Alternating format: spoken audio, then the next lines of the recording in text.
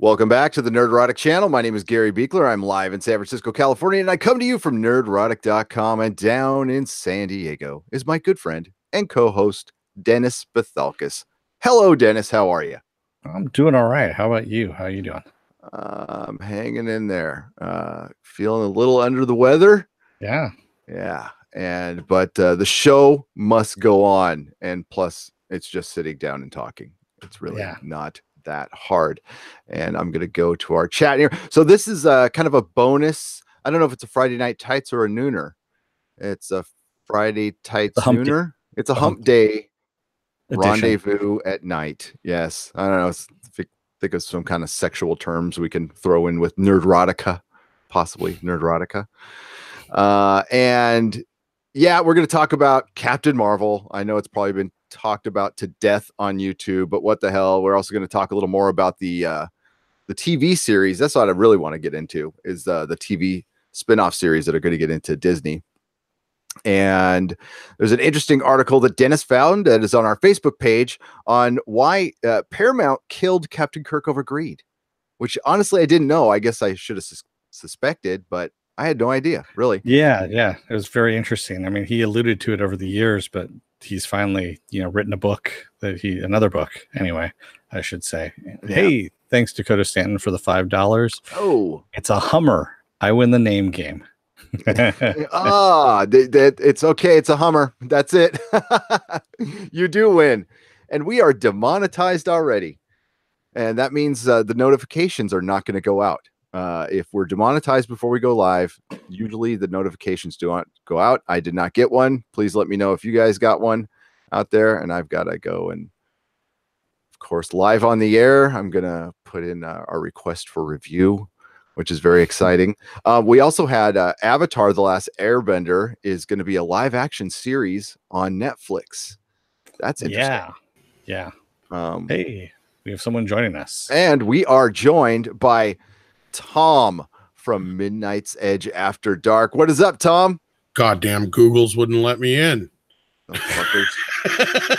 Kept saying I'm not authorized. You're not. Well, probably because it's because you're probably not. No, it's probably because we're demonetized already, which already? Yeah. It happens. Probably because I put killed in the title, maybe. Oh, that might do it. Yeah. Well, we got lucky the last 2 nights they didn't, but every night prior to this they have. Maybe I should put Captain Kirk offed by greed, or I don't know. I don't know what the. I don't mean to interrupt the conversation. Continue. You're not. We're just struggling with Google. We are just getting started, and it's going to be mostly just a little chit chat with the chat, and we'll see how long I can go because I'm pretty delirious right now, to be honest with you. I didn't sleep a lot last night, so yeah, I hear you, man. Oh my god, I totally hear you. Was a rough night at the Nerdrotic household, but if people are wondering where that bald guy's from, I'm Tom from Midnight's Edge. Hello to the Nerdrotic crowd out there, and also Midnight's Edge After Dark, actually more so. Yes, and you are also like you're not here. You are also part of the tribunal. So yeah, hail Doomcock, hail Doomcock, all hail Doomcock. Doomcock. Haven't heard from Doomcock today. He must be very busy building robots or something. He's just we had a late night last night with Harriet. Sorry, there. Go ahead, Dennis. I was just saying he's just planning to take over the world. That's all. No, yeah. And Dennis, we never really got to talk before, have we? No, we haven't. No. Nice to meet you, sir. Nice to meet you. Long-time viewer, first-time caller. There you go. Mega dittos. Oh, sorry to bring him up. No, actually, I've been on once or twice with Gary here. I think it was, but yeah. Yeah. So yeah, we'll get going. I guess the first thing we should do is say hi to the chat. I'm struggling getting to their chat right now. There you are, Man of Action, Tarka Jedi, Mega Grey Wolf, Mary Ashmead, G the MVP. What's up? Mage the Grey Wolf actually has a good one. Captain Kirk Unalive by Greed. That's a good. I say. So just to bring me up to speed real quick, they killed Kirk in the comics. That's what's going on, or what's going on? No. So the reason why, oh my God, John T. Net, thank you for $250 Hong Kong. Hail nerds, F demonetization. There we go. I can actually say that word. Thank you so much, John T. Net. Thank you. That is John Tnet is awesome, by the way. See him over at Doomcox and at Midnight's Edge. We got some cross pollination here, and I love it in the chat. Such good people. So this was Star Trek. William Shatner reveals the real reason Captain Kirk was killed. Here, I can share the article here because it's from, we give them a lot of shit, but we sure go here a lot. Comicbook.com.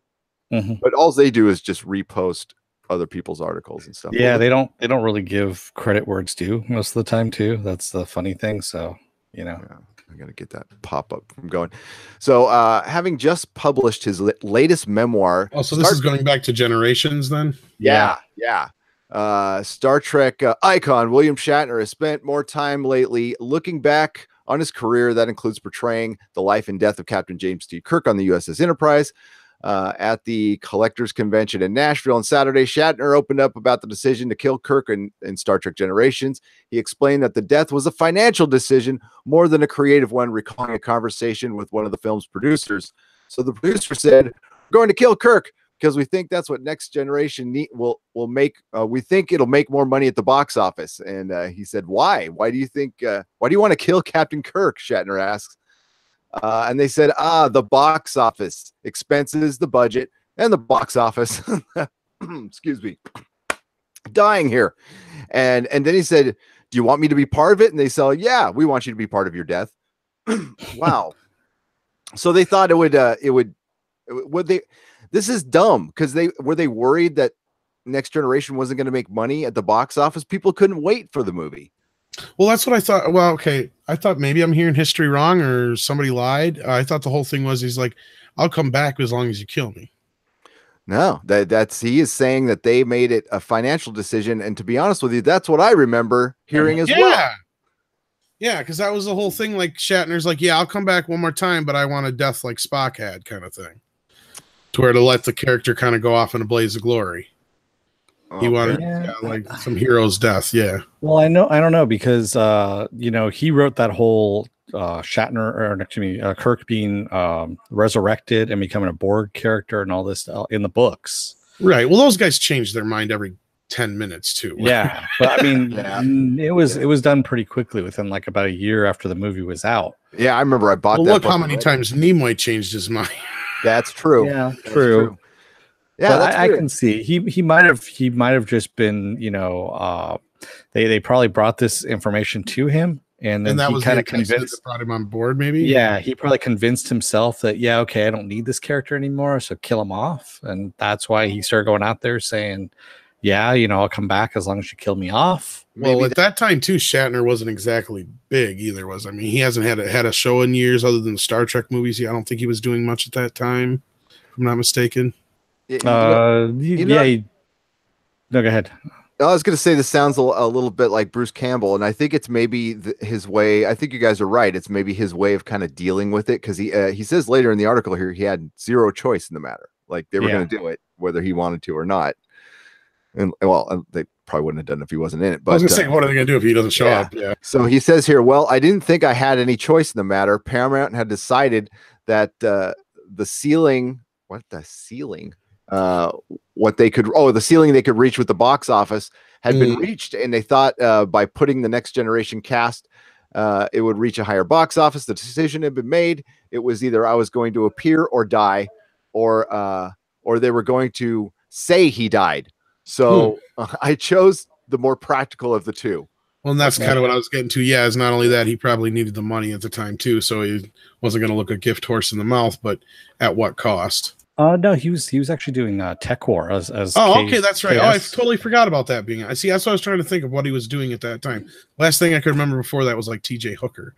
So, yeah, and Stephen DeGel. I'm sorry, I'm gonna murder your name. Dalev says hosting Rescue 911. That was the other thing he was doing on TV. Yeah, that was part of it. Yeah, that's right. That's right.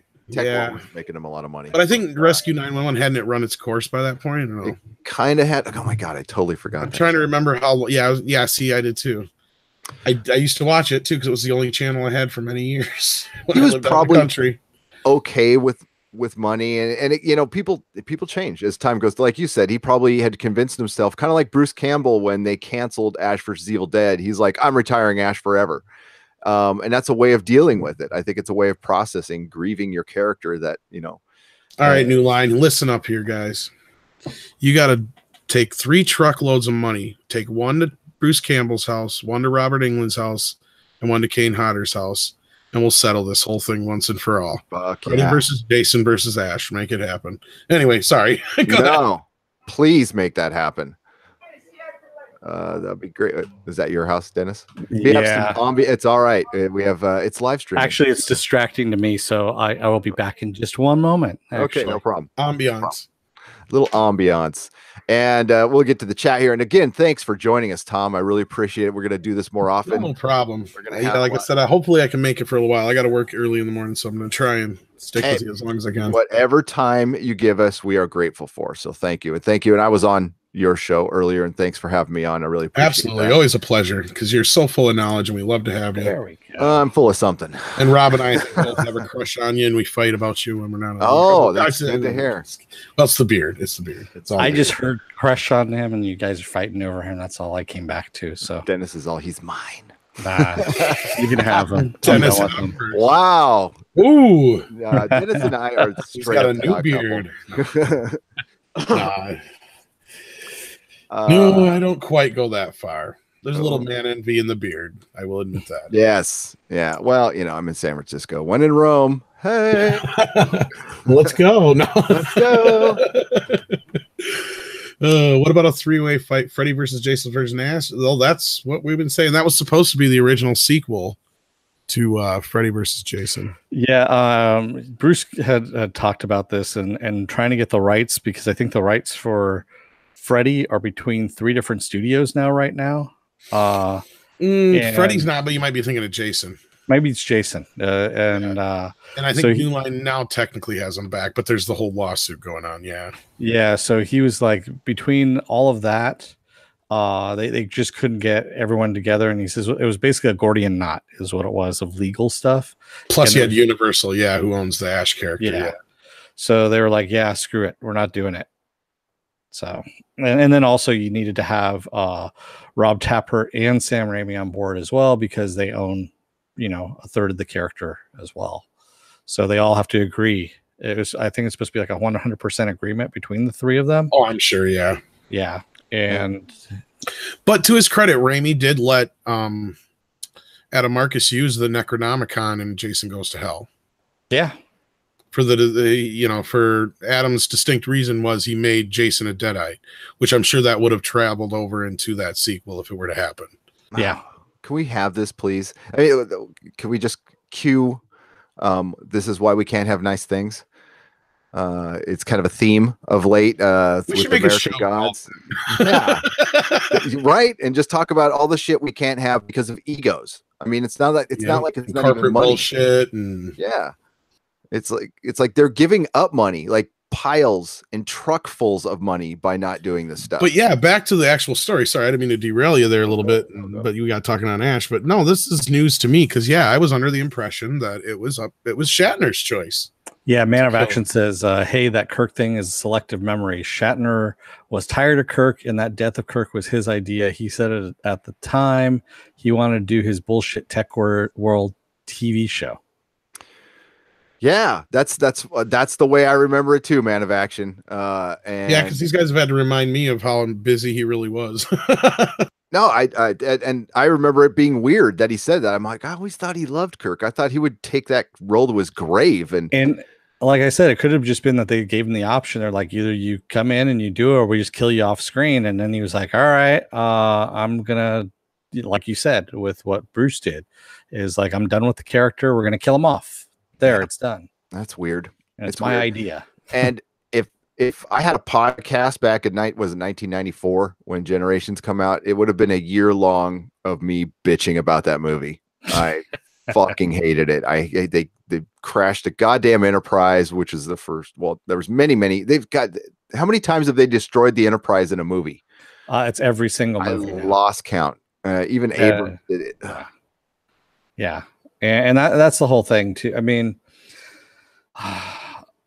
if you want me to get started on Star Trek Next Generation, what really pisses me off about it is that the bridge crew have been taken over so many times and been brainwashed and altered and whatnot, and then put right back into service again with no question whatsoever.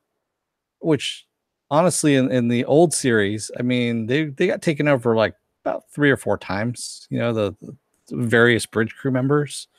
But you could always tell that, there was some protocol, some checks in place, that kind of thing. This like happened every week on the Next Generation, Borgs and whatnot, and everyone getting taken over, switching bodies, all this kind of shit. And no one questions it. And they just go, no, go back, go back into service there. You're okay. Just rub some dirt on it. You'll be okay. Well, now it would have been, every episode would have been about PTSD from being. Yeah.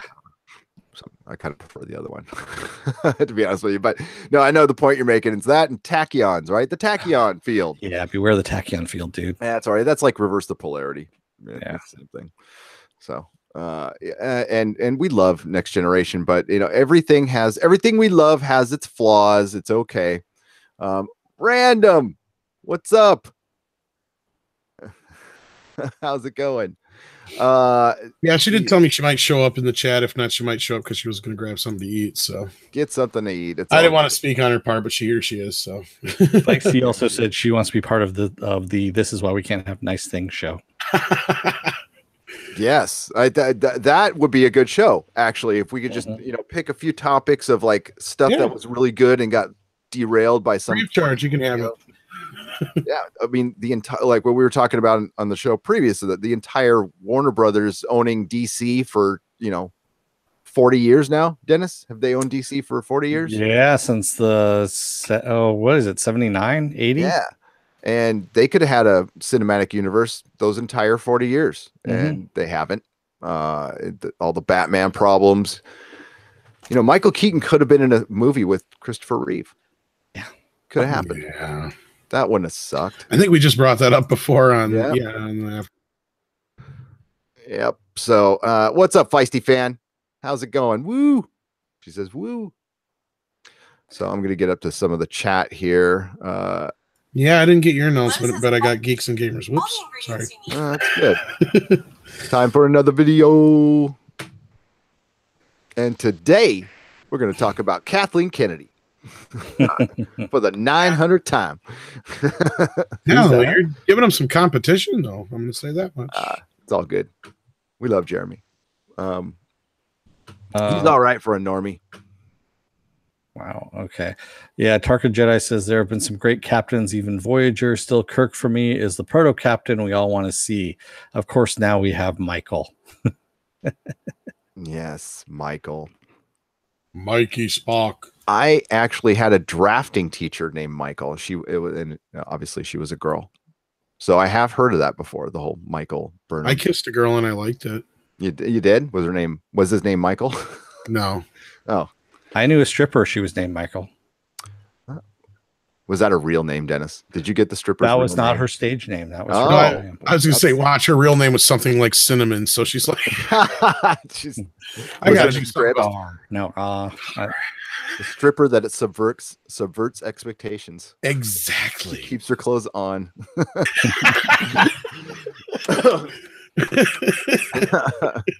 She comes out with not as much, and she keeps putting more. There you go. Oh yeah, there you go. She gets dressed. She comes out in her underwear and just keeps getting dressed. Keeps getting dressed like she's going to work. You walked in the room. MK Ultra says that Captain Summit with Stewart, Frakes, Nimoy, and Shatner was very telling. Shatner was cringeworthy. He can be sometimes. I love the Shat, I do, but he has his moments. Oh, he has his moments. There's a reason why he was in the show. Shit, my dad says. Yeah, I still liked him when he came on to Third Rock from the Sun. That's the big. Oh yeah! Oh hell yeah! Well, I love him to death. I love him to death. But I'll be the first one to say he doesn't know how to keep his mouth shut sometimes, or he says shit. And he's very opinionated about everything. And I mean, I think some people took his little thing with Carrie Fisher a little too serious. I think we finally realized after she passed, they were just playing, Oh yeah, there was totally. I mean, I was actually following them when they were doing that because it was really funny, the banter back and forth, and you could tell they were having fun. Oh yeah. And yeah, I mean, it was really just good natured stuff. It wasn't anything bad. But yeah, But he's also at this point where he's old enough to say, "Who the fuck's gonna care?" Right? Or sorry, I don't mean to swear on the channel. I don't know if you guys. No, No, we fucking swear all the fucking time. swear all the fucking time. And I mean, I listen to you guys once in a while, so it's like I should know. But Yeah, it's all right. I always think about that only when I'm on other people's channels, though. No, it's being respectful. It's okay. I dropped an F-bomb like in the first 2 minutes on your channel, so it just comes naturally to me. Yeah, it's yeah, exactly. I talk to my kid like that. I'm a terrible father. Hey, you little fucker, do your fucking homework. Oh God, you should hear me and my son talk. Holy shit. Tarka Jedi says, in my mind, Vulcan and Romulus still exist, and JJ can suck eggs. That's being nice. He can suck something else. You know what NASA just discovered today? Oh yeah, that's right. They discovered in the spot on Star Trek, the old, the original series where Vulcan is supposed to be in space. They actually discovered a planet that actually matches the exact conditions of Vulcan in the fictionalized Star Trek. You're fibbing. No, I'm not. Here it is. So the guy who was writing Star Trek 2, cool. the book in the late 60s, and it was a bunch of scripts from Star Trek that he formed into a book. I remember having this book, Dennis. I'm sure you did too. I think everybody did. Yeah. He was given some liberties basically to mess with canon, and he decided to put Vulcan in this certain star system, and Gene Roddenberry signed off on it and said, yep, that's where Vulcan is. And they found a planet where Vulcan would be. It's real life Vulcan, found 16 light years away, newly discovered planet, orbits the star system, home to Star Trek Spock, and is close enough to see with the naked eye, which is fucking cool. I forgot the name of the star system. I'm just going to scan this. The Dharma Project. What was it? Iridia or something like that? I can't remember offhand. Yeah. God damn, fuck these pop-ups and forget it. It's somewhere out there. Go look it up. Yeah. And you know what else today is? 15 years ago today, a little movie got released called Bubba Hotep. Bubba Hotep. We also know what a year ago was today. What was that? Random did a video on it earlier. The death of Star Trek. Oh, well done, Random. I got to see that video. I've been too busy working on our Patreon, actually. That is the death of Star Trek. R.I.P. And too late, the Vulcans. Well, at least the Vulcan exists, Tarka Jedi, in real life now, until JJ gets some red matter and destroys it. Mm-hmm. I wish he already did destroy it. I wish he'd eat some of his own red matter, personally. But someone should have held him down and force him to eat that red matter. There's certain, like, by the way, we're talking about canon. I want to show up. I got my Canon Wars shirt today from our liege, and yeah, fits perfectly.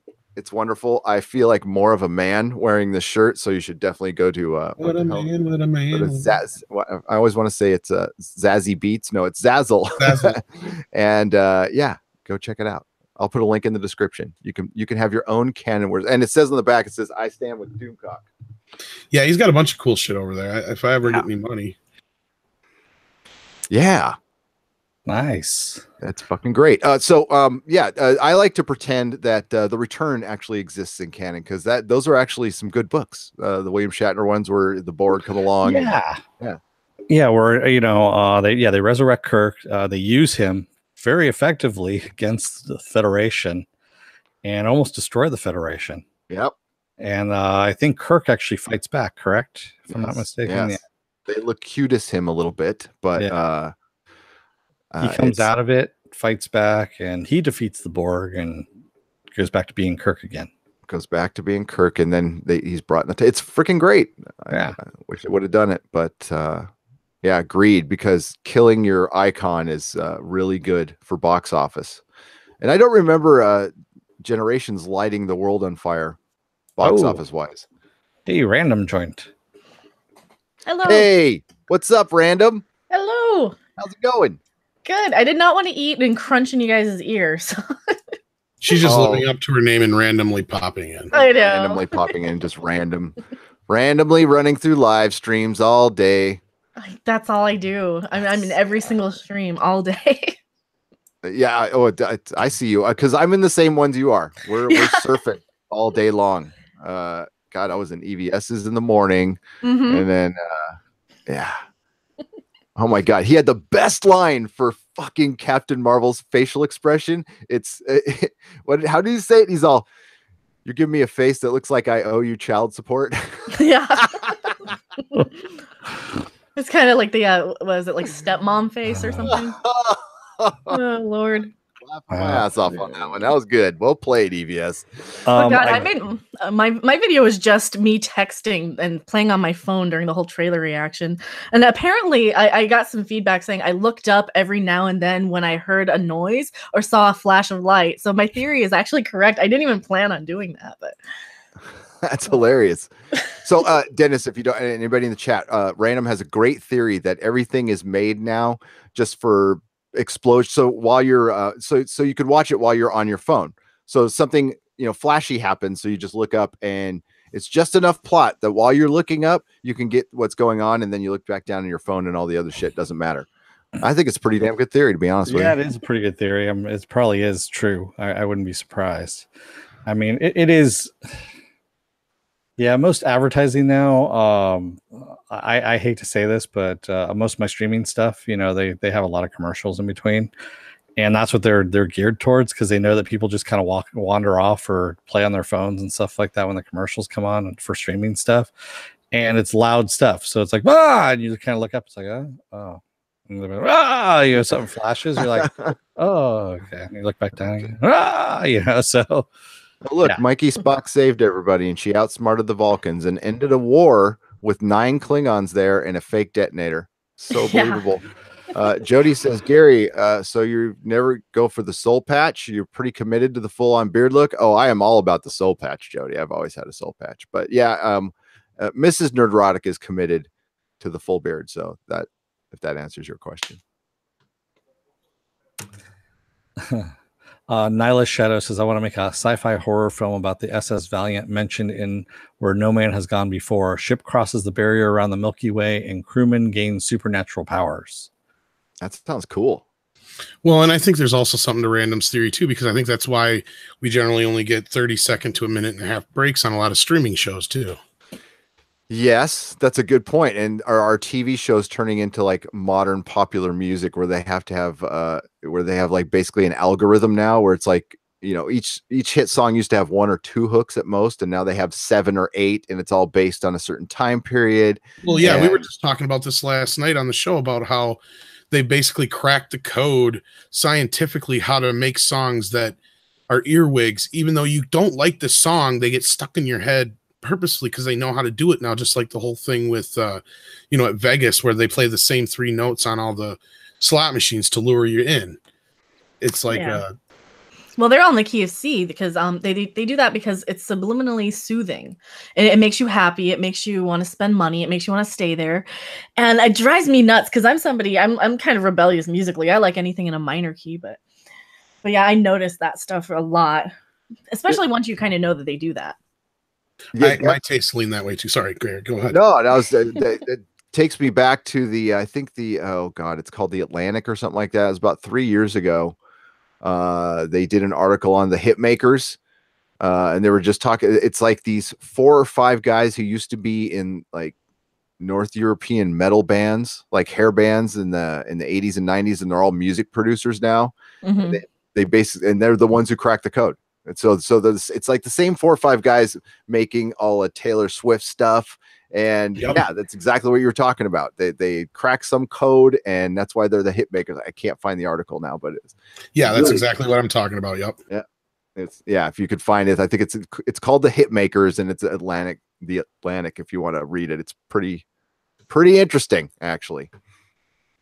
Yeah, and it goes back to what, like the 50s and the early ages of television, where they basically found out the subliminal shit that was in advertising, and just listen and look at advertisements from even 30-40 years ago compared to now. It's like, oh yeah, there's some shenanigans going on here. I mean, there's shenanigans now, but they're under such a microscope now that they're very careful. It's true. CBS tuned the algorithm so you would got the perfect amount of Mr. T throwing somebody through a window or a door. I don't, yeah. I pity the fool who didn't open that MK door. Ultra. I hate to be the nerd, but that's NBC. NBC. Damn. NBC. Yeah. So there's also something. This is going to be a really bad segue, but there's also something subliminal in the Captain Marvel trailer when it says "Hero." Yes. I know you guys just talked about it, but this is the first time we've talked about it over here. You know what else there size. is? What else? In her poster, on the left-hand side of the poster by the hangar door, you see a cat butt with a tail. It's very dark. You have to actually lighten it up in order to see it. Yeah, I seen that. Yeah. But that is her alien cat, Chewie. I see the cat. Yep. Here, I'll show everybody else. I didn't even know about the character. I seen the cat and then I seen something about it. So yeah. Because I said full disclosure, this is one of of all the Marvel characters, this is one I know the least about. There's not much there. Yeah, there isn't really much there. And depending on what iteration you go with, because this storyline that they're going where she doesn't remember her past, but she remembers flashes of that she might be human, goes with an X-Men story. Yeah. Where she gets her mind wiped and goes out and becomes Trinity, is it, or something like that? Binary, that's what it is. Well, I think Rob was talking, something about like that last night, yeah, or not last night, but the night before, or whatever it was. And Chewie's, it was yesterday. Chewie's a relatively modern thing that's put in her story. Like she's Miss Marvel. Okay. That's what she's been most of her time. And that's the stuff I used to read in the 70s. And she does go way back, and she has been around a lot longer than the OG Captain Marvel, relatively, because his comics never took off, even though they're really good and you should read them. Jim Starlin shit was awesome. But yeah, there's they basically made her the Green Lantern in this, and which kind of I hate to invoke Grace Randolph in that voice, but she did make a good point that Kevin Feige beat DC to the Green Lantern, even though they had a shitty movie. Now they can't come out and do their Green Lantern movie because everybody's going to go, it's like Captain Marvel, and so instead of it being Captain America with tits, it's going to be Green Lantern or Captain Marvel with a dick. There you go. Sorry. There you go. I screwed that up. I know what you meant though. And yeah, that's what sucks. DC's got to be so frustrated because now, they come out with the Justice League and they're like, oh, that's a ripoff of the Avengers. And DC fans are just going, what? But yeah, that's what happens when you come out too late. Yep. And Harley's little sister says exactly what I want. I want to see Rogue steal her powers. That would be great. Anti-Trekker was actually talking about this on his live stream, and I totally agree. If they set this up to bring Rogue in and actually do that storyline from Avengers Annual 10, where Rogue does come and suck the life out of her, basically, and if they straight up do it by them kissing, would be another step in the right direction. But that would be fucking awesome. But they won't do it because it would essentially kill off Captain Marvel, even though she wasn't dead. She was almost dead. She was in a coma. She was mostly dead. That's honestly the most memorable thing she's been in. That's her iconic story is practically getting killed by Rogue. So. Yeah, really is. And yeah, I'm not. So when I looked at the trailer, honestly, the trailer was just kind of meh for me, but the only thing I was kind of intrigued by was Samuel Jackson, how he looked a lot younger in this trailer than he actually did in the 90s. Yeah. That's right. I was gonna say, I think he was a little skinnier and coming off his heroin addiction at that time. Yeah, he was skinnier too. He was a lot skinnier, especially if you go back to Jurassic Park and look at him then. He is like skin and bone. Well, yeah, because when he did Jungle Fever, I think he said basically that's when he had quit, because it was that whole moment in his life when he had gotten, off it and all that kind of stuff. And then, so yeah, Jurassic Park, I think, was right after Jungle Fever, if I'm not mistaken. So yeah. Yeah. So they don't want to make him look sickly. They just want to make him look healthy. Probably that's what I was getting to. Sorry. Well, they didn't want to skinny him up. It should have been authentic. They couldn't digitally skinny him up. They could just digitally de-age. They're like, okay, do you want me to digitally de-age you or make him skinny? Which one do you want? Because we can't do both. We don't have that in the budget.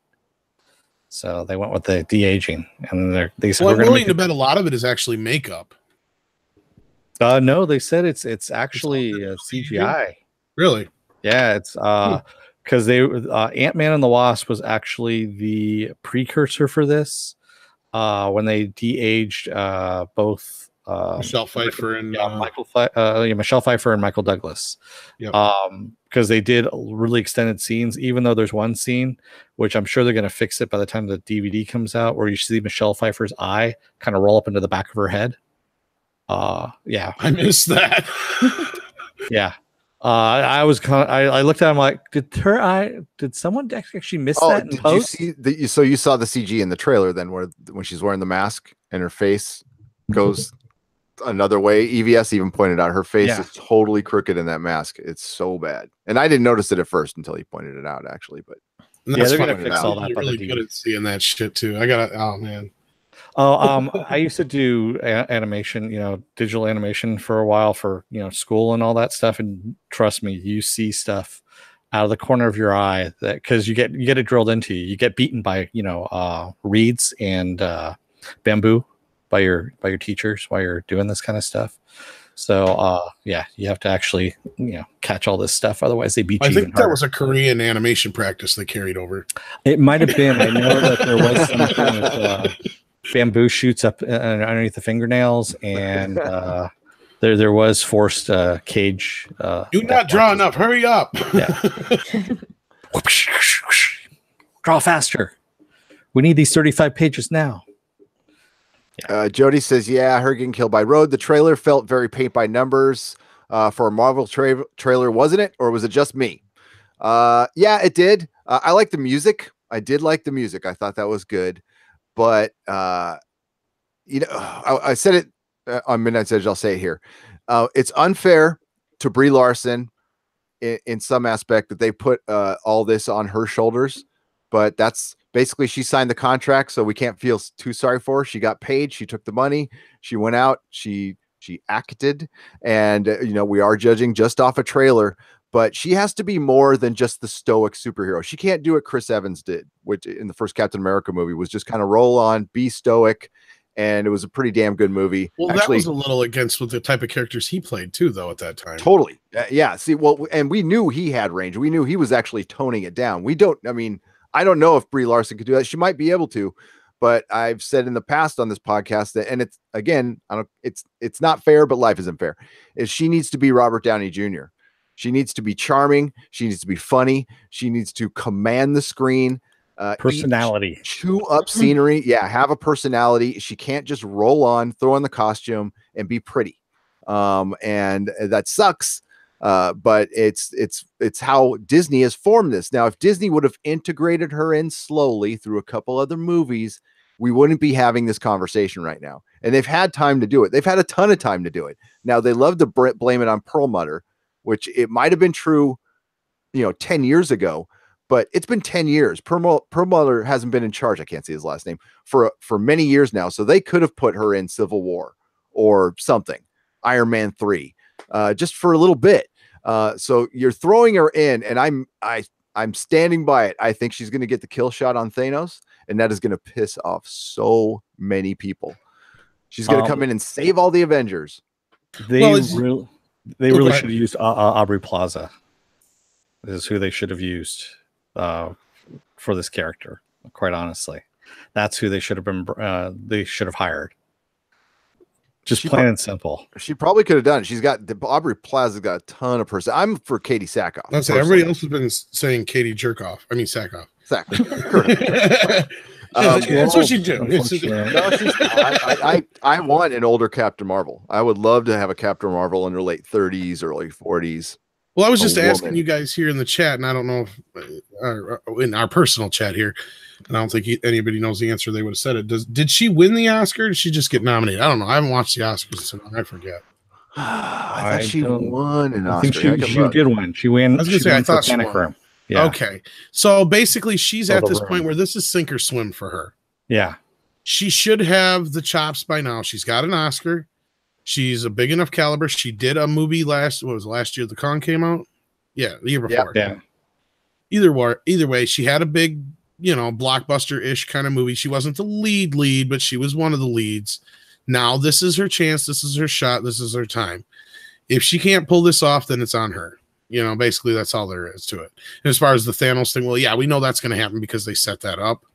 But I also have a feeling it's not going to be so much her as it's going to be Gamora. Yeah, or Nebula. But the trio or the duo, yeah.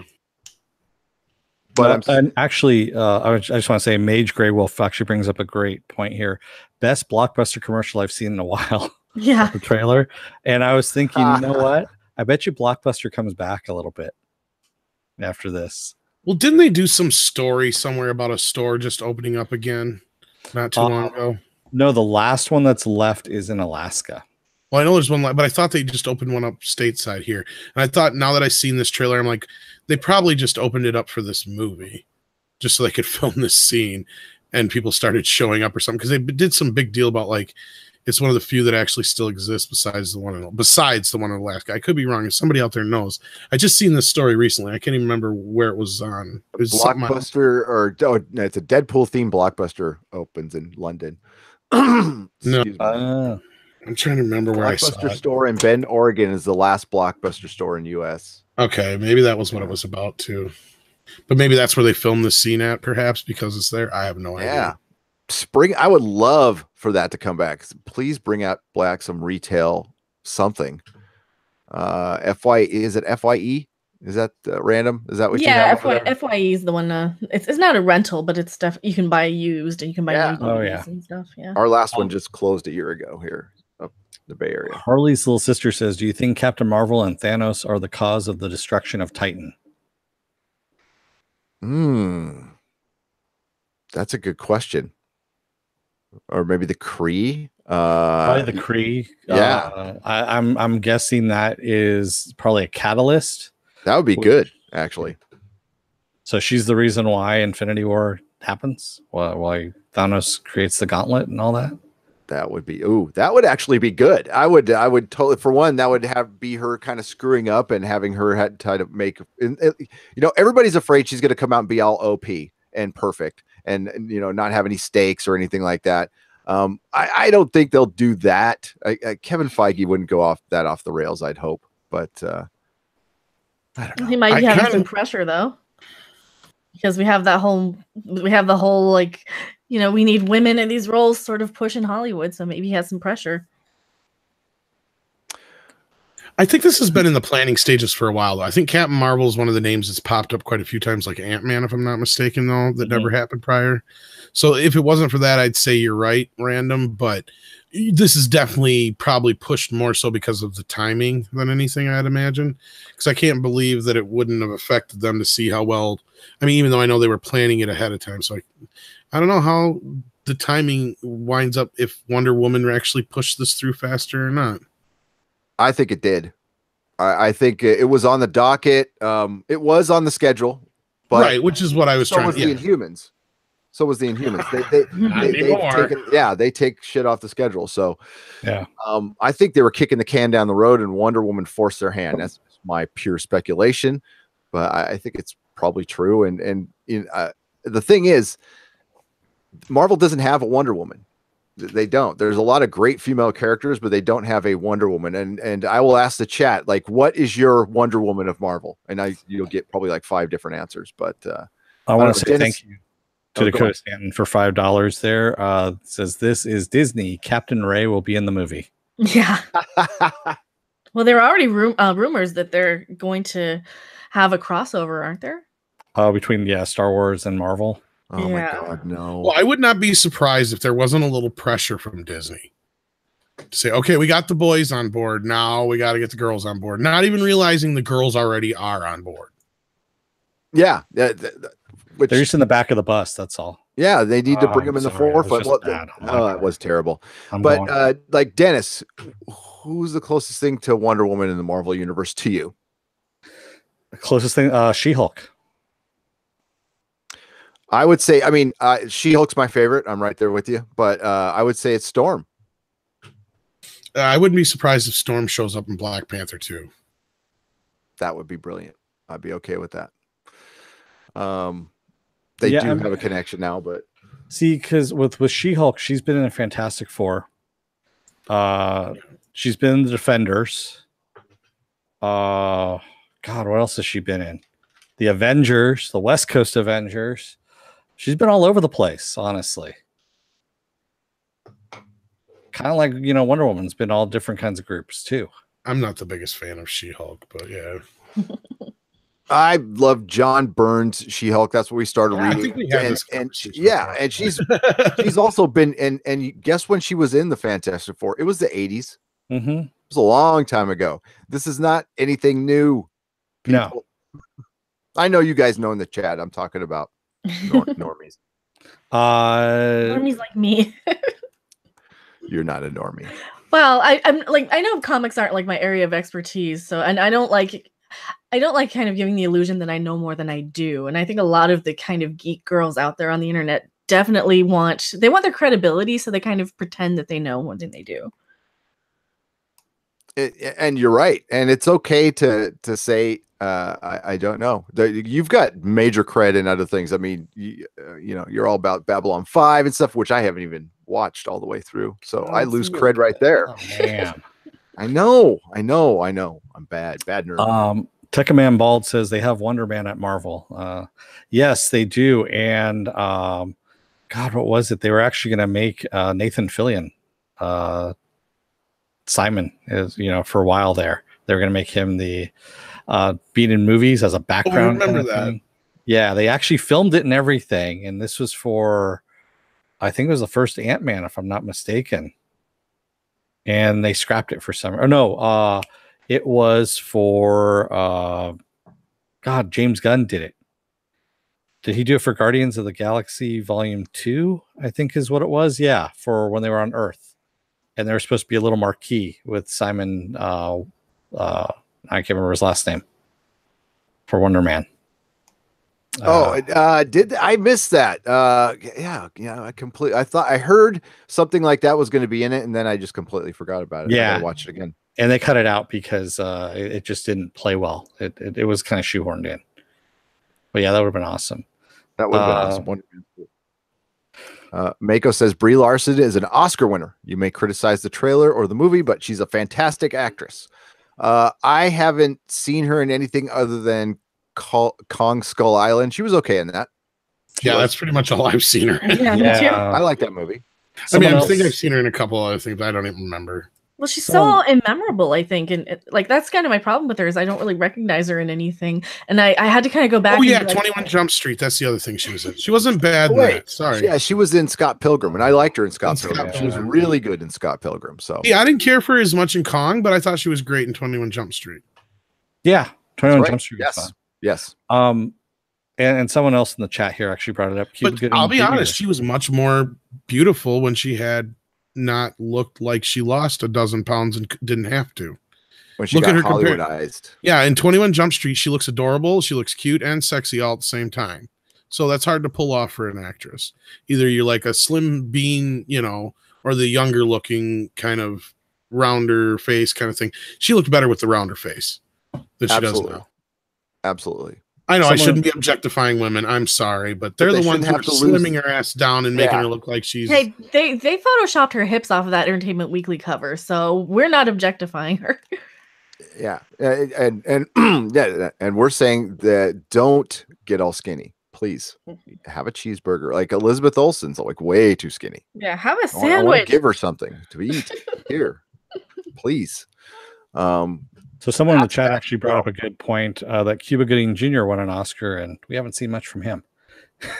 Winning an Oscar. I get your point, Mako, and I'm not arguing with you about that at all because but also we didn't remember she was in those movies, but she was great in Scott Pilgrim. That was the one thing that I knew her from when she got cast. I'm like, okay, that's fine. But yeah, winning an Oscar is not what it used to be. It's not through talent. It's through it's whatever topic is hot that day. Yeah. It's how much work you put in, doing the meet and greets with the committee and the Academy, basically. Because do you remember way back when Russell Crowe won the Oscar for Gladiator? He was working every one of those little Oscar parties and stuff. Mm-hmm. I'm sure Tom probably knows a little bit about that. Tom pointed out something that Well, yeah. it blew my mind, but it was true that Weinstein ruined the fucking Oscars. Oh yeah, Yeah. Rob and I sat down one night and we're like, it's like I remember they used to nominate shit people actually fucking watched. Yeah, you had your Oscar baity kind of movies in there, but shit like Aliens also got nominated. Mhm. And if the movies didn't always necessarily get nominated, you got some great acting nominations or supporting actor nominations. And then all of a sudden, about 94, 5, 6, somewhere in there, you start to notice all these Weinstein movies winning. And it started, I think, with The English Patient, which I think was 95 or 96. And outside of like Titanic and a few exceptions, they've all been Weinstein movies for the longest time. And they would do these huge fucking campaigns that would cost millions upon millions of dollars. They used to do these campaigns, but the Weinsteins were the first to do these just blitzkrieg campaigns for these movies. And then all of a sudden the shows started changing. They became more boring. People started bitching that nobody ever watched these movies, because it was all these movies that nobody ever went to see, until they got nominated, and even rarely then. I mean, now they push them more so just so people don't say, oh, I didn't even see it. And they try to bring in movies that are a little bit more popular once again, but it's just not working. Where do you think this popular movie category came from? Because people were bitching so much that all the movies are just boring Oscar bait bullshit nobody watches. And it was like almost obligatory that Lord of the Rings had to win a Best Picture Oscar sooner or later. It probably just got lucky the year it came out that they finally like, okay, we got to give this one its Oscar, for The Return of the King. But yeah. Yeah, you're right. And they were boring as hell. And Weinstein was a mafia boss. I mean, like, that's what he was. The guy was no straight doubt. up a godfather. I wouldn't be surprised if he got somebody whacked, but Suge Knight style. Well, he was definitely whacking some stuff, but I mean, bad joke, but yeah, you know what I mean. And well, and he was probably doing all these movies just so he could do his pervy shit. That was probably his entire motivation. God. A lot of it was, I'm sure, but he wanted the prestige, and this is what we were told by certain people inside. Basically, it was Harvey did all the prestige pictures, and his brother handled all the horror and comedy and teen movie shit, basically. So take that as you will into your future viewing, because I've heard a lot of people say, oh, I'm never going to watch a Weinstein movie again. Basically, if you want to watch a movie that Harvey really had anything to do with, if it wasn't one of the Oscar movies, then don't worry about it. If it was something Dimension, if it was one of the horror movie, any of that kind of shit, it was 9 times out of 10. Yeah, well, it had nothing to do with Harvey. So Harvey, because that was the joke, is that Harvey made the shit that got all the Oscars but didn't make any money, and his brother made all the shit that made all the money but never won an Oscar. So they balanced each other out. Kind of smart. Let's get to the chat a little bit. They should have done a one shot to introduce Carol in Blockbuster. Yeah, well, they should have done a Marvel one shot, something to integrate her in, and this wouldn't be it's so jarring. It feels jarring to me a little bit, even though I knew this movie was coming out. But I think it would have almost been better to do it after Avengers 4 and just start fresh from here. But we know what they want to do is they're not going to end everything clean after Avengers 4. That's not what's going to happen at all. This is Disney we're talking about, and it's also comic books, and that's how it kind of goes in comic books. But yeah, don't look for a clean ending. Oh, and I'll come out right now, and I'm starting to lean towards nobody's going to die. Nobody's going to die. It's Disney. If anybody does, it's going to be the main, either just one of or most of the main 4. Okay, so he might die, but then they'll like be I think some RDJ little is definitely out sign. the door. Dave Bautista, yeah, it's gone. Well, Dave Bautista, that's debatable, but RDJ for sure. Captain America is a possibility. The rest are probably safe. I think though, if they die, there'll be some kind of sign that they're still alive or they could come back. It's Disney. I don't think with RDJ is, I think the reason he had to be left alive is he ends up sacrificing himself later on for some reason. Maybe, but that was my guess. I mean, there's a lot. We're going to go back and we're going to go, oh, duh, when we see this, the 4th. He's going to upload himself on the computer. Yeah, I think there's going to be something to where they can't be, if they really think they can bring in Riri Williams. I hope the fuck not. I'm hoping they move on to a different, like Iron, or just recast or War Machine. Recast. Do like Bond. Recast. Don't retire a character with an actor. I hate that. I think it's a stupid idea. Philip A. Demick says Sue Storm is Marvel's Wonder Woman. They just have not done her justice for a while. She was a support character as Invisible Girl, but when she has Franklin and becomes Invisible Woman, she dominated. I'm not going to argue with that. You're absolutely right. Sue Storm should be. And there have been some great stories, but it'll be different to everybody else. But there's a lot of great characters. But she is the first lady of Marvel for sure. That is a good point. So yes, Philip A. Demick. I agree. Jean Grey. Oh, yeah, Jean Grey made Iceman gay. She did. But she could be argued as she could be argued as the Wonder Woman. Rogue could be Scarlet Witch. They all have their fans. Well, that's just that they're all X-Men mostly. Yep. I mean, the closest thing they probably have is Black Widow in a way in the universe they've created. So I'm sure they're trying to create that with Captain Marvel now. Yeah. Since Black Widow doesn't really have any powers. That Black Widow costume in Infinity War was terrible. Yeah. Well, and what I was going to say before about RDJ is I'm sure he'll come back till the end of time if they let him, but he's getting too pricey, I think is the big thing. Susan Layton, who is one of our other co-hosts, is in the chat here, and she says half of them are getting too old to be superheroes forever. RDJ is over 50. But see, the thing with him is he can just sit in front of a green screen. Yeah. Yeah. Although that green screen looked really horrible. Did you see Mark Ruffalo's, head popping up? That was bad at the end. You watching that in 4K? You have ILM. What the fuck? Yes, exactly. I just, it's funny you bring that up, Dennis. I was watching it in 4K the other day and I'm like, ooh, 4K is not good for some things.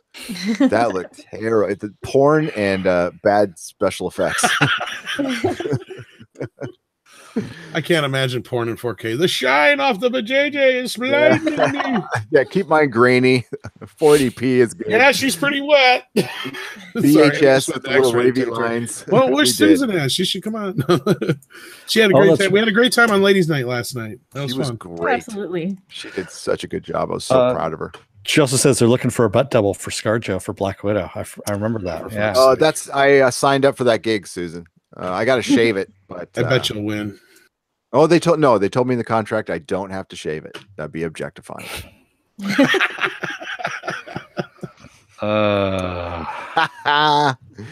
Is this part we talk about butt chugging, Dennis? Yeah, we could talk about that. We're talking about Hollywood and butts, and why not? Let's get some more chat. Yeah. Let's get some more chat. Hang on. T Tomcat says, good night, y'all. Time to rest this broken foot. Too much pain tonight. See y'all soon. Hey, get that foot better, man. I was talking to him earlier about that. How'd you break it? You got to tell me. Well, next time you come in, go to bed. But next time, tell me how you broke it. I want to hear the story. Broken bones. I had way too many when I was a kid. I was clumsy. Wait until 5K and 8K. I just seen a thing about 8K TVs. Which is stupid because there's never going to be anything to watch on them. It's gonna be coming at us so fast that they will not. I mean, like physical media is dead, which sucks. I love physical media. Well, that's gonna be one of the only ways to probably watch it. Oh shit! There's some stuff that's like buy it. I've just bit the bullet and I'm starting to buy it on DVD, like Venture Brothers season 1 and stuff. That is never gonna come out on Blu-ray, never gonna come out on 4K. Just fuck it. Like Buffy. The complete series is never going to come out on anything. Well, they don't even master most of the movies in 4K. No, they definitely don't. And they're not in 4K. When your disc is not 4K, your 1080p Blu-ray is not 1080p. It's 1080i at 720p. Or you would have no special features. Now, the ones with no special features, that's just the movie, maybe. Well, if they do a dual layer, most of the time it is. But the thing with like the 4K thing is most movies are only mastered at 2.5. So they're up converting all of them. And really, I mean, like Bill Hunt of the Digital Bits will make the argument, though. It's not really about that so much more as the HDR, but still. Oh, dude, I did compression for Technicolor. Yeah, and then I mean, I see his point, but I'm also like to him, I'm like, yeah, but I don't like the way they're trying to lie to people. And people are lapping it up like it's the biggest thing since sliced bread. Well, they want the newest and the latest and greatest and the new shiny. And they'll just believe it. Mako says 8K will be introduced with the Tokyo Olympics in 2020. Right when right when everything comes out in 4K. Yeah, I'm stopping at 4K. I said that last time though. I love how Doctor Who. I'm a huge Doctor Who fan, so they come out with everything Blu-ray. Yeah, everything's coming out in Blu-ray now for Doctor Who, just in time for 4K. Like we're finally getting Tom Baker Blu-ray high def, and well, they did some of those in 3D too, didn't they? Doctor Who, they did. Yeah, they did. Well, I future-proofed myself on some titles, but yeah, I'm so invested in the 3D that it's like, you sons of bitches. Yeah, I was too, because some of it was good. Fuck, the 50th anniversary Doctor Who special was some of the best 3D I've ever seen. It's fucking great. I think they focused everything on that. And Doctor Strange is awesome in 3D. Oh yeah, most of the Marvel ones are. Yep. What sucks is in the theater it doesn't work for me though, because I wear glasses, so I forget. Do too, but I don't know. I get over it. Plus, what I bought was Amazon had these like clip-on ones. So I just bought those. There you go. Yeah. So what else are we going to talk about? Do we have? Oh, well, just go through the chat. Let's hit the chat a little bit. I'm a derailer. You got to keep me on course. I'll derail the whole fucking conversation. Same here. We derail all the time. It's all right. If you want to let's get some more of the chat, and then we'll talk about Avatar: The Last Airbender. MK Ultra says, I work on some shows and we film in 10K, 16K is out and is being used. So that's the next 20 years for you. They film it that way, but they don't edit it that way. That's the point. Yeah, you're right. Yeah, they dumb it down. They'll film in 5K, they'll film in 8K, but it takes so much power to edit. Power, processing power that they don't even bother, and money, all that kind of shit. Yeah, I remember we were trying to, in animation class, trying to render out stuff in just 720 and having that shit just crashing all the time. And this is just 3D, you're doing a 3D animation. And so you have the lighting effects and all that kind of stuff in there. And so you're rendering out and you have to do a render farm. And if your computer wasn't up to snuff, which let's face it, a lot of them weren't in our school, crash all the time. Down. I used to be actually really good at crashing Macs. Everyone goes, oh, you can't crash a Mac. I can. Yes, you can. When we got the house clips to edit, I would think it was Red Cam. Yeah, we had to compress the fucking shit out of those things, or we'd be there all night. Somebody's asking, Tom, is that a poster of T2 behind you? It sure is. Okay. It's on my man wall. I got a man wall. It's got all my ninja weapons and my Terminator posters. I had to tease Tom earlier when we did the interview because he sent me a picture of his poster that's behind him, or where we were doing the interview at the other day, and it was the Nightmare on Elm Street 4 poster. And I don't know if you wanted to tell who we were interviewing. Oh, Lisa Wilcox. We already brought it up. Yeah. Okay, I know, but we didn't tell him over here. I was super excited. That's why I want to brag. It'll be a little bit before the interview's probably up here. So yeah. Nice. Prodigy says, I feel your pain. I do 3D and a render can tie up my PC for days. Yeah, man. It happens a lot. What are you trying to do? When's the Lisa Wilcox? Couple weeks? A week? Well, we're trying to do something with it to also kind of we try to do more than just one interview on a subject. So we're trying to line somebody else up, maybe related to Nightmare on Elm Street, but I don't want to say anything yet. So sure. No. I know Dennis said he's got to get rolling. So if you want to talk about Airbender, go ahead, because I'm not real fluent on Airbender. Oh, we were just, it's going to be live action. That was pretty much it. I watched the hell out of that show with my kids. I fucking loved it. I thought it was great. I thought the next one wasn't so great. And what was it called again, Dennis? I can't even remember it right now because it's Avatar: The Last Airbender. The sequel to that. Korra. Oh, Korra. Yeah, I know it was called Avatar. I just said so. Sorry, I thought you were talking about the thing that's coming out. That's going to be it's going to be live action on Netflix. I don't know who's behind it. I'm pretty excited about it. I think it's going to. Well, it depends on who's doing it though, because last one sucked. As long as it's not Shyamalama Ding Dong, I'm sure everybody be happy. Ding Dong. That's right. But. I just lost the article now, but it's going to be live action on Netflix. It's probably going to, and everything's going to Netflix now. It's going to cost like a shit ton of money. Yeah. I don't know Netflix is living off investor money right now. Like they're starting to turn a profit, I guess, but they're when they run out, I don't know if they're going to they keep getting influxes of cash based on their value, their perceived value. And that's kind of what Tesla's going through right now. But Amazon doesn't have to worry about that. So I'm still waiting for Amazon to completely pounce on them. But if goddamn Netflix keeps doing this shit, this is awesome. I don't know. What does the chat think about that? They were saying they were talking about Korra the Last Airbender, of course. It was all right. It was all right. I know some people go, it was great. You suck. Unsub. But, so Ken Jack Ben was saying the creators of the original Avatar the Last Airbender animation were the guys that are behind this one. So yeah, here it is, a deadline. There we go. I found it. It's probably going to be years till it comes out, but I will wait. I will be happy. There's also the Dragon Prince that came out on Netflix that Feisty wants to. Her and I might do a review of. I saw a little bit of it today. It's pretty cool, and it's by one of the people who did Airbender. Yeah, Netflix is set to produce live action series based on Nickelodeon's mid-2000s animated Avatar: The Last Airbender, and is bringing aboard original creators Michael D. Martino and Brian, whatever his last name is, as executive producers and showrunners. The new series will be made in partnership with Nickelodeon, with producers to start next year. Wow. The original Last Airbender. Here comes some word salad to fill some space that says it was a show that was on TV that everybody liked. We're thrilled for the opportunity. I'm looking for like cost or anything. I don't see anything like that.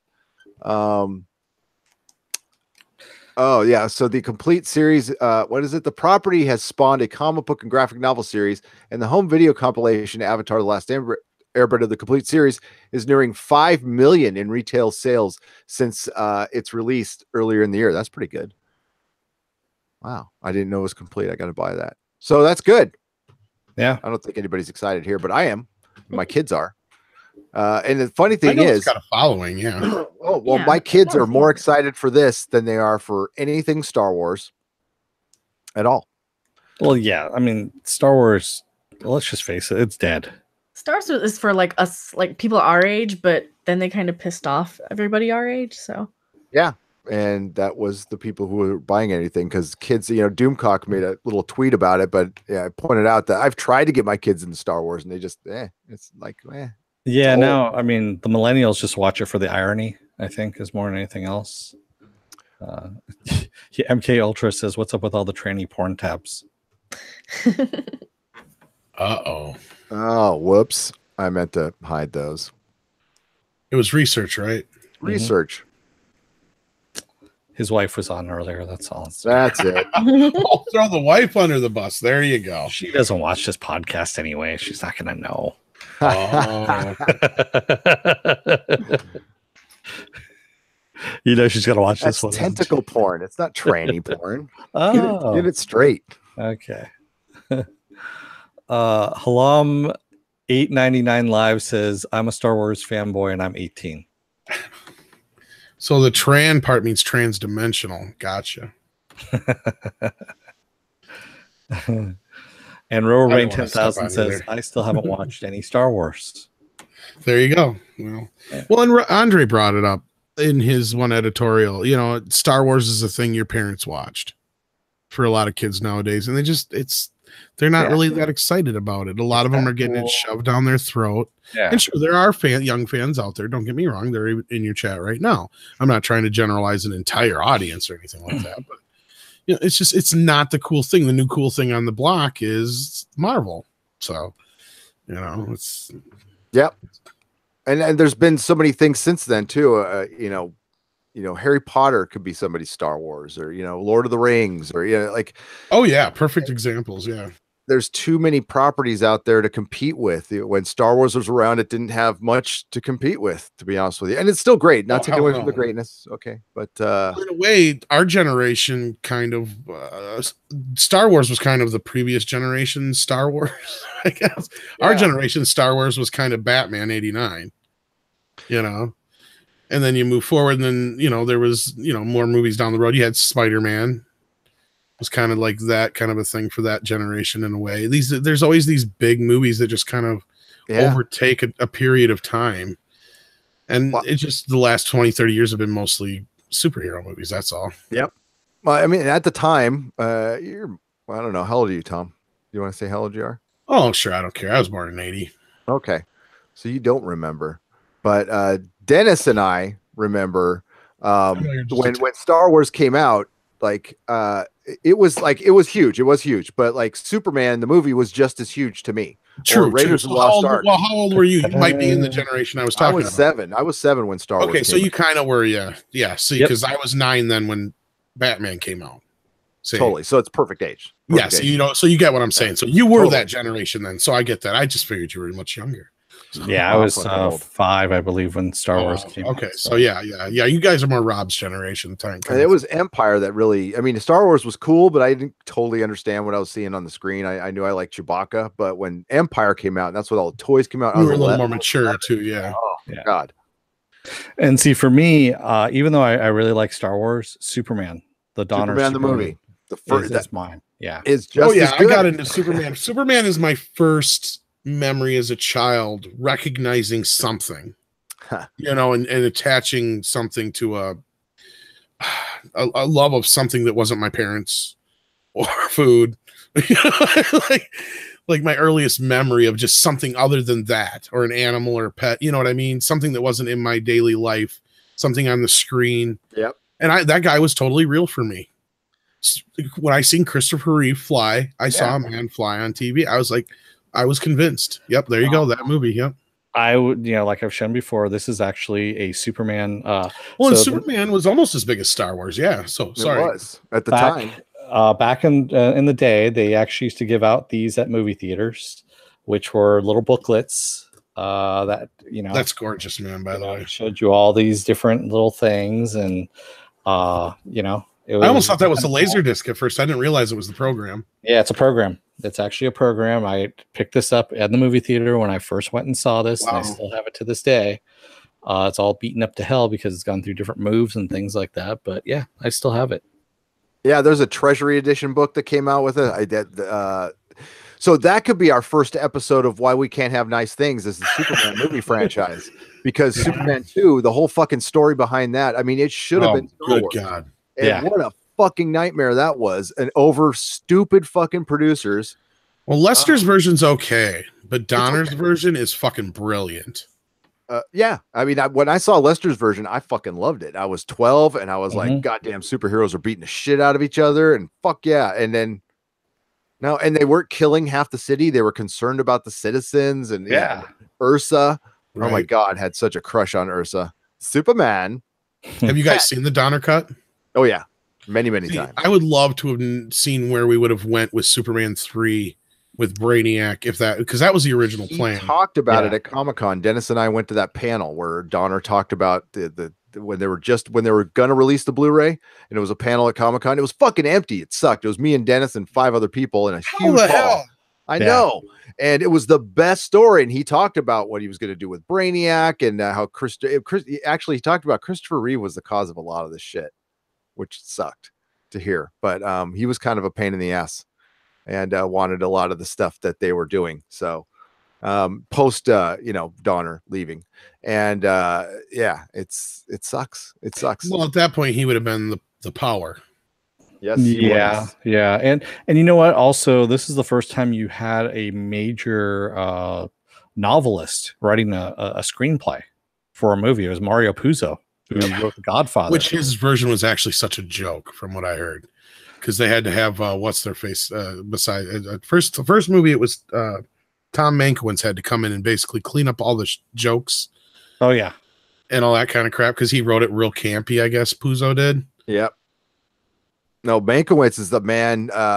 God, I remember reading years ago. He has a Batman script out there that's supposedly kick ass. I wouldn't be surprised. They were going to do a Batman. His version of 2 was the Donner version, basically, and it's a totally different movie. And I grew up loving the second film, and after I seen the Donner version, I mean, I was just like, why didn't we get this fucking movie? This would have changed superhero movies forever. People would have taken them fucking seriously if this movie would have come out when it was supposed to. There would have been a DCEU in the 80s if that would have happened. Oh God, it It would have sucks. been Oscar caliber. I'm sorry, it would have been the second film as the Donner version. Take out the reverse ending, of course, but other than that, it would have. It would have been. I don't know. I love that film. It's amazing. The shit when they put back in with you know, with Jarrell and stuff. Oh yes, God, missing Jarrell and oh my God, When he gives that look to fucking Lois after he knows they just boned, and he's like, "This is all your fucking fault, bitch." God damn! Now I gotta watch. Like, oh, that was just that moment. He's just like, "Ooh, Brando meant that shit." It's probably something completely different anyway. But he filmed all his stuff at the same time.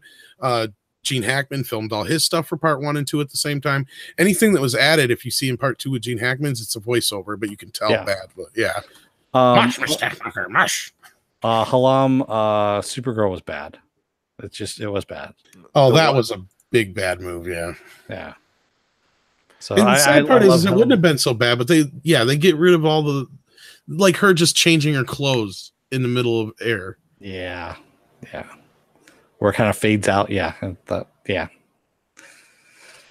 Shit, I was so desperate for superhero movies back then. I mean, I had convinced myself The Quest for Peace was a good movie. At the time, I was like, this is a good movie. It has its moments. And I think if they would have gone with what Christopher Reeve initially had intended, it probably would have been a lot better. But Dino De Laurentiis and all them were just cutting.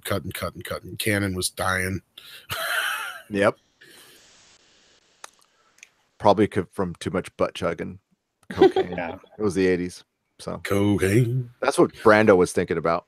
And that during that line, he was thinking about butt chugging in some island he's going to buy or something. Doing cocaine out of some chick's butt, probably. Yep. On his island. I need a ham sandwich. I can't believe that guy lived as long as he did. Knowing, Brando? I mean, Brando partied. Good God. Insanely I mean, like, Keith Richards has nothing on fucking. What was that? The Frank Oz movie, The Score? They had to literally like wheel his ass onto set, and then he would refuse to wear pants. Pants. Yep. He wasn't wearing pants, so they could only shoot him from the waist up. Well, yeah. So Ken Jack Ben. So yeah, Ken Jack Ben. I was born in '79. I'll let you go after this, Dennis. In '79, I had a lot of movies like that, but I think Jurassic Park for me was the movie that blew my freaking mind. Yeah, you're right in that. Right, that's probably maybe even a better example than what I brought up, but I think Batman just caught a period a little bit more. I mean, Jurassic Park did better box office wise, definitely, but I don't remember going anywhere. Going to like the movie, whatever movie it was that had the Batman trailer, just to see the Batman trailer. Oh God, yes. I don't even remember what the movie was, but people were just buying tickets just to go see the trailer. And also for that movie, 9 months before the movie was released, and I've talked about this before, they had the trailer before they dubbed over Michael Keaton's voice. And I remember this to this day. I was in the theater, they showed the trailer and the iconic line, the "Who are you?" And Michael Keaton used his own voice. "I'm Batman." It came out like that, and everyone in the theater just started laughing, like howling, laughing. And then, of course, shift forward another 3 months, and "I'm Batman." You get the deep voice because they dubbed it over. And yeah, so all of Michael Keaton's Batman voice is dubbed over in that movie. If you notice, a lot of his mouth. Yeah, you're right. Shadow. Well, yeah, that trailer it's a different "I'm Batman" than it is in the movie. Yep. Yeah. I've got to find. I had a scrapbook back then of all the movie stuff, and I have the National Enquirer got the first picture of Jack Nicholson's Joker. It's a horrible picture too, but I got to find that. So I have a scrapbook of like. This is how much of a fucking nerd I was, guys. Okay, so I cut out when Raiders of the Lost Ark was on top of the box office for 2 weeks, and then there's an article. I cut all that shit out. I cut out reviews of movies. Yeah. I cut out like the little posters that they'd have in the newspaper. Oh my God. I have a whole Mad Max binder. Color ones. Yep. Maybe bigger ones. Or they do big ones. I used to do that with like Danzig interviews, and Mad Magazine stuff. I still have my Mad Magazine. Music and television. I got a punk rock folder. I had a lot of stuff from the television shows and stuff I liked, and musicians and stuff I liked too. So it wasn't just the movies, but yeah. Yeah. We got to talk random. I've been in Danzig's house. That's cool. It was cool. It was very unassuming. You would not, when you're standing outside your this is not, you expect like skulls and fucking Did he call his torches. mother while you were there? Mother. Sorry, I don't call you anymore. I think I got to see him finally one time only on my 18th birthday.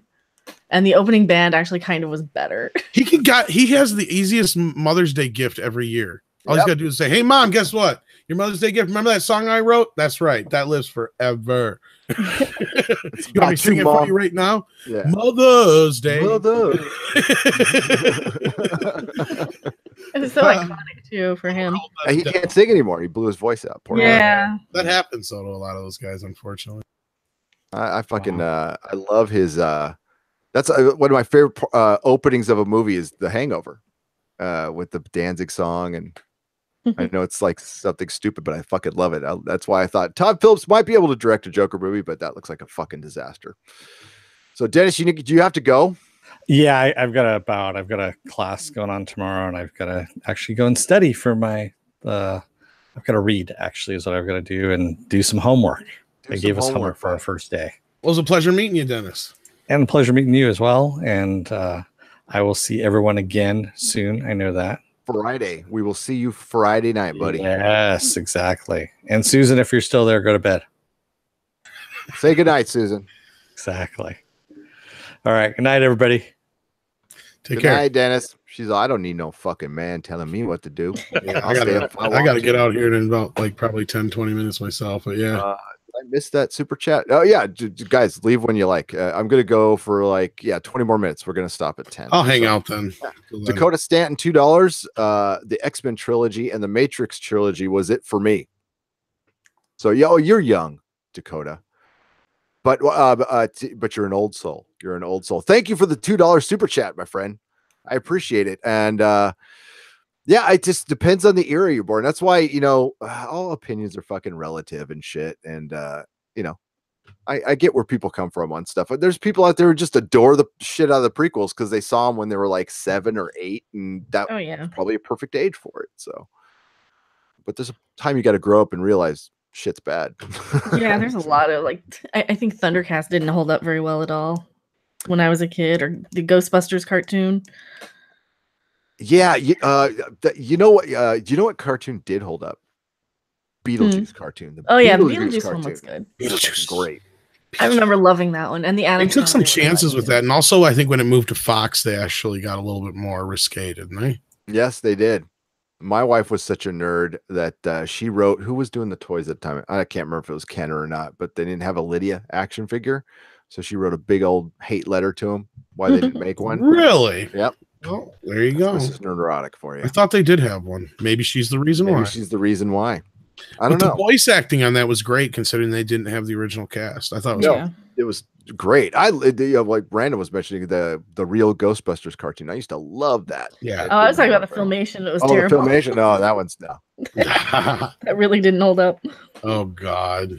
It was terrible. And I liked it as a kid too. I do feel sorry for them though. They got screwed in that situation. I don't know if you guys know much about that, but yeah. Oh yeah, between the licensing or the Filmation still had the name rights, sort of. Yeah, and they gave them to Columbia real dirt cheap under the assumption they would get the rights to the cartoon if they did a cartoon. And yeah, when the cartoon came along, like, no, we're gonna go through Deke.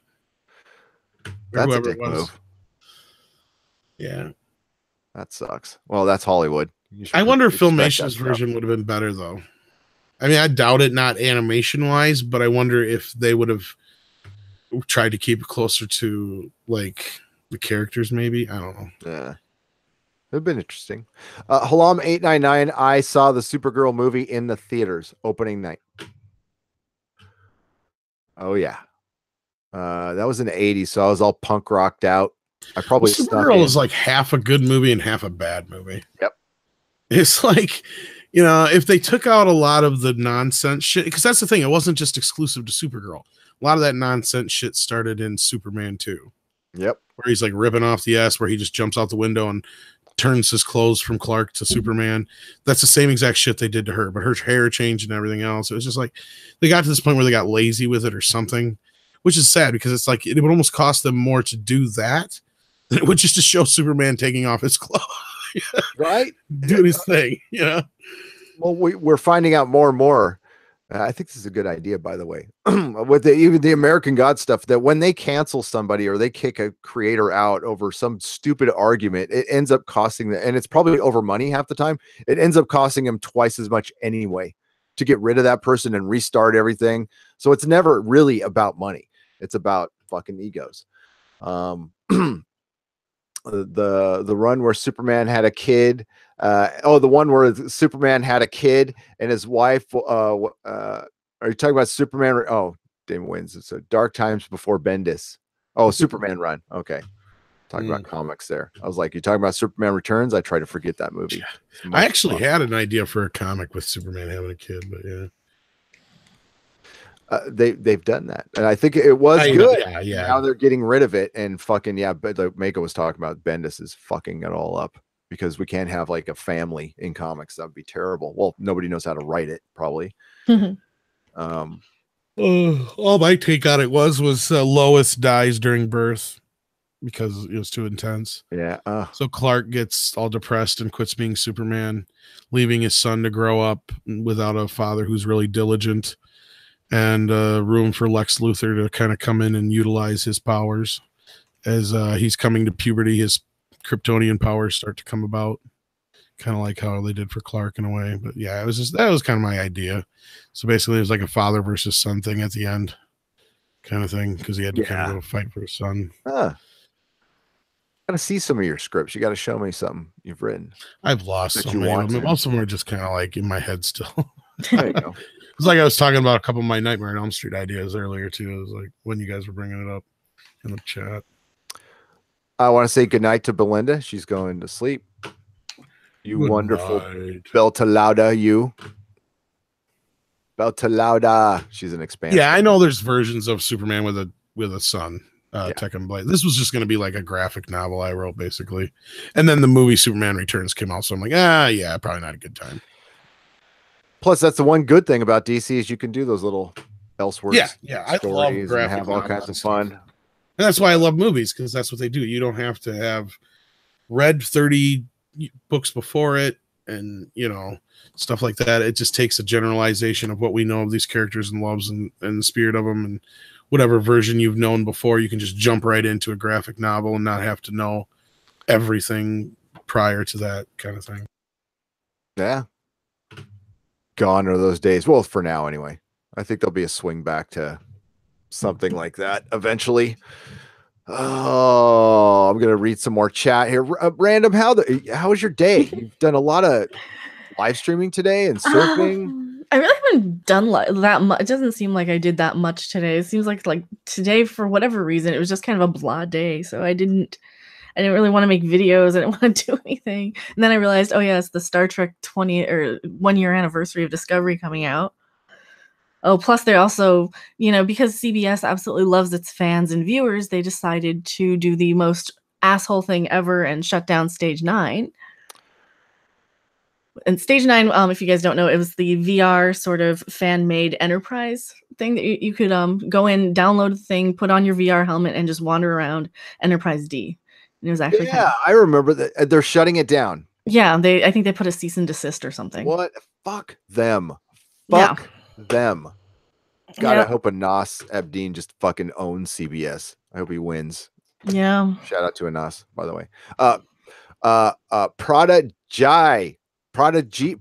I'm an idiot. Sorry, Prodigy. Fuck. I was a punk rocker. I wasn't paying attention in school. He said, hey, Gary, any punk brands you still like? I'm going to see The Damned in October. Okay, I fucking love The Damned. Okay. Oh, nice. That is brilliant. Captain Sensible. I still love all the ones I loved back then. So Subhumans, Descendants, MDC, which has 3 different names. It's Millions of Dead Cops or Millions of Dead Children or Multi-Death Corporation. GBH, Grievous Bodily Harm. Dead Kennedys was my all-time favorite. Jello Biafra is practically a god to me. And of course, Danzig Misfits. Then I like SNFU, Situation Normal Fucked Up. Cannibal Cafe, it's a great song. Yeah, I liked my punk rock quite a bit. Yes. Loved it. And so did Mrs. Neurotic. That was our, we were both just all in the same shit.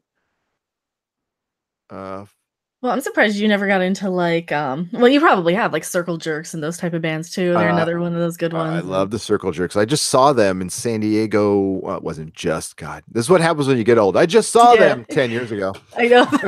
All right. I do that all the time. It wasn't that long ago. Oh, 2009? Yeah, I guess it was a while ago. Yes, it was a while ago. Yeah, there's still been meaning to see the Dickies. We've never gotten to see the Dickies. I have not seen the Dickies. Oh, wait. I did see the Dickies. I haven't seen mine in years. I'm sorry. See, that's when you get fucking old. It's like, I saw the Dickies because the Dickies played Coachella. And I saw them play Coachella. Well, if it's a festival, though, it's easy to kind of forget who you see. Oh my God, yeah. That was my camera like way over there. I wasn't paying attention. So yeah, I saw I can't even remember seeing the Dickies. Ooh, I'm getting fucking. You didn't really move it much. That's about where it was. I start pounding and it just moves. It moves over there. I think it bounced just a little, but not too bad. Now it just looks like you're doing something bad. Pound me too. Pound me too. Okay. That poor desk. Oh, that's gotta hurt your fist after a while, Gary. It's okay. Mrs. Nerderotic comes in there. What's with all the marks underneath the desk? Nothing. Ew. Were you? Yeah. I thought this was gum. We're talking about the Circle Jerks not having one. Yeah, right. Dark Barbecue says Dead Milkmen was my punk band of choice. I think they're playing in Philly, like in October. Awesome. Love the Dead Milkmen. Yes. They're great. On his way to Zipperhead, punk rock girl. Where you? Punk rock girl. I always thought they were more rockabilly. Punk rock girl. That's a good sign. They were pretty. They were like East Coast punk rock. Yeah, I like that. I'm actually surprised some of the stuff you guys have mentioned I actually know. Because, no, I'm serious because I mean my music is kind of outside of pop stuff just because I used to DJ a lot and work on radio and stuff like that. I mean, my music stuff is pretty plain. You know, it's like Beatles, Queen, Doors. You know, well, that's good too. That's the classic. Pink Floyd, of course, is like my top probably. But you know, it's like, yeah. Let me grab something punk rock before I got to turn off my camera so you don't get. But like, I know a lot of the stuff you guys are saying. So I guess I never really realized how much I actually knew punk rock. Well, I'm such a snob. Like I am a music geek. That is kind of my biggest. my forte, more so than even pop culture and stuff, is the obscure music. This survived. Okay, my camera's back on. This survived my punk rock days where I sold pretty much like I'd buy a bunch of albums and I'd sell them for drugs and then I'd fucking go get some money. And but this is my favorite. This is by a band called Doggy Style, and they did a green vinyl of everybody doing it doggy style. Nice. Oh wow, it's fucking good. This great album. That's punk rock right there. I still love the Warlock Pinchers, though. They were a Denver band, and they had the 10-minute long version of "I Think We're Alone Now" sung in the style of Tiffany. But they changed the lyrics around, and yeah, like when they reunited 10 years ago, they incorporated Lady Gaga's "Bad Romance" into the mix, and it was kind of funny. That sounds fun. What are they called? The Warlock Pinchers. And you would probably like them. They use a lot of sampling of like kung fu movies, and I think their biggest song was "Morrissey Rides a Cock Horse." Or well, "Where the Hell Is Crispin Glover" was their other really big song. But they're great. They're just a little Denver band. I absolutely love them. Oh yeah, they use like the Oakland Raiders. It says Bieber. Yeah. What the hell is that? That's funny. Oh, okay. I like them. I like them already. I like the cut of their jib or whatever. They're a little rappy, but they have like the heavy metal guitar, and they're just hilarious. They have like a one track that's all the Mana song, and they kind of play it forwards, backwards, slow it up, slow it down, speed it up, whatever. Their performance art, they got humor to them. Iron Wolf 1977 says California is the most reactionary state in America. Fascist sentiments are very strong here. Yeah, California's a crazy place, man. It's a big state though. There's a lot of people. A lot of people. A lot of different. To go out there for so long. California can be like Kentucky, or it can be like Europe. If I come out, can I stay in your beard for about a week till I find? Yeah, of course. Actually, I don't want to bother Mrs. Nerd. I have an Airbnb listing for my beard. Oh, cool. Okay, cool. Go online. Send me the link. Yeah, we'll do. Uh, we should wrap things up. Yeah, that's up to you. I gotta get a couple good. minutes left. I think this was a lot of fun having and it was felt so natural. You know, Dennis had just met you guys. Like it worked out great, right, chat? Who doesn't want a holiday in Cambodia? I don't. Well, maybe now. I think a holiday in Cambodia now has like a whole new meaning. Like it's probably pretty nice. Yeah, it's a pretty big tourist spot now. Yeah. All right, sorry, Mecca, I interrupted you. No. Yeah, you should plug your wares. I am Mecha Random 42. You might also know me as Random Game User 42. I have YouTube, Twitter, Patreon, all the stuffs. Please subscribe to her channel because it's awesome. The link will be in the description when this turns into a video. Shit, I'm knocking everything over. I love this loose. I'm usually not. Well, we're pretty unprofessional here, but this is as close to drunk as you'll ever see me because I'm just completely delirious from not sleeping at all. So I'm not going to remember any of this. Yes, Wellington, Smithopolis, Jane's Addiction. It's a great band. Fucking love that band. I've seen them. When I was 5, I enjoyed stealing. Last week. Just a simple fact. If you want something and you don't want to pay for it, just walk right through the door. So yeah, I have a Jane's Addiction signed guitar like right over there. Seen them about 35 times. Wow, that's like me and Ween. I've seen them so many times. Ween is good. Saw them at Coachella. Reverend Heart Heat is the only band I've seen more, but that's just because he does shows in California all the fucking time. So Tom. Yes, sir. Plug your wares. Yeah, you can find me, of course, over at Midnight's Edge After Dark, and sometimes on Midnight's Edge, but we're always working on stuff behind the scenes there. As Random said, we do have some great interviews coming up, so stay tuned for those. Yeah, you can also follow me on Twitter at Thomas Connors Jr. with an O. We're one Doomcock shy of the tribunal right now. We are. Pretty much. I just realized that you're correct. Like, you guys are awesome. But like when Doomcock's gone, it's like a giant. Yeah. Pound me too. Pound me too. Yeah, you're better than me. Where's my money? All hail Willie Woodward. He just showed up right at the end, buddy. Right at the end. Okay, Mako asks, where are the hot women in California asking for a friend? Aren't they all pretty hot? They're all pretty hot. I am not picky. Actually the salon where my wife works. Well, everybody's a movie star or a model. Yep. It's or a programmer up here. A lot of programmers. Yeah. Like riding around on electric bikes. True. All hail Doomcock, by the way. All hail Doomcock. And yes, once again, I'm very proud of my shirt. We should start the Church of Doomcock. We should have it like Sunday mornings. No, I'm just kidding. Dude, we should start a religion. Tax break. Tax break and everything. He didn't tell you? We can marry people and and get a tax write-off and start a cult and make a lot of money. we already have a cult. Oh, we kind of do. The Legion of Doomcock. Well, everywhere I go, it's anytime anybody says Doomcock, the chat just lights up. Hail Doomcock, hail Doomcock. All right. So yes, we'll end it there. Sorry, I'm starting to space out. You end every prayer with push the button. TM. Push the button. TM. All hail Doomcock and Harvey. Do you think he ever listens to any of our live streams while he's working on robots? Does. Probably not. Harvey probably does with his little phone there. He's bored. He told me he used to watch mine. I don't know if he still does, if he has time to. That gets tough when you got it all the time. Yeah. Rian Johnson will be the seducer in the religion who subverts everybody's good and innocent. Charlie Brown. Charlie Brown. All right, everybody. Our next show is Friday night.